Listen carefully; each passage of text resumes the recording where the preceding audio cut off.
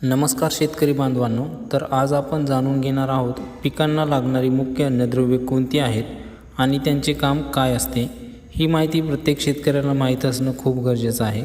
शेतकरी मित्रांनो, तुम्ही कितीही महाग खतं वापरा, पण जर पिकाला कोणत्या अन्नद्रव्याची गरज आहे हेच माहीत नसेल तर उत्पादनात वाढ होणार नाही।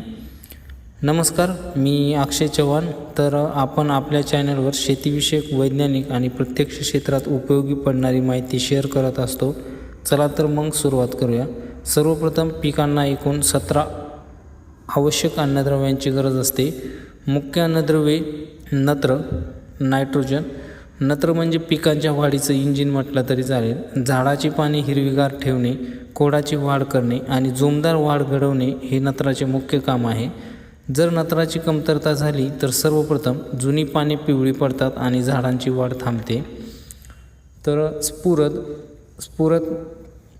म्हणजे मुळांची ताकद। मजबूत मुळे, चांगली फुलधारणा आणि भरघोस फळधारणा यासाठी स्फुरद आवश्यक आहे। याची कमतरता असल्यास झाडांची वाढ मंदावते आणि काही वेळा पाने जांभळट दिसतात। पोटॅशियम म्हणजेच पालाशमुळे फळांचा आकार, रंग, वजन आणि गुणवत्ता सुधारते। तसेच रोगप्रतिकारक शक्ती वाढते आणि दुष्काळ किंवा उष्णतेसारख्या ताणाचा सामना करण्यास मदत होते। याची कमतरता असल्यास पानांच्या कडा पिवळ्या पडून नंतर करपतात। दुय्यम अन्नद्रव्य म्हटलं तर कॅल्शियम, मॅग्नेशियम, सल्फर।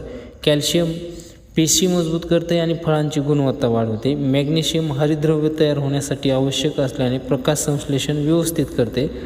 सल्फर प्रथिने निर्मित आणि निरोगी वाढीसाठी महत्त्वाचे आहे। तर सूक्ष्म अन्नद्रव्य झिंक, बोरॉन, लोह, मॅग्नीज, तांबे, मॉलिब्डेनम, क्लोरीन आणि निकेल ही सूक्ष्म अन्नद्रव्ये कमी प्रमाणात लागतात, पण त्यांची कमतरता उत्पादनावर मोठा परिणाम करू शकते।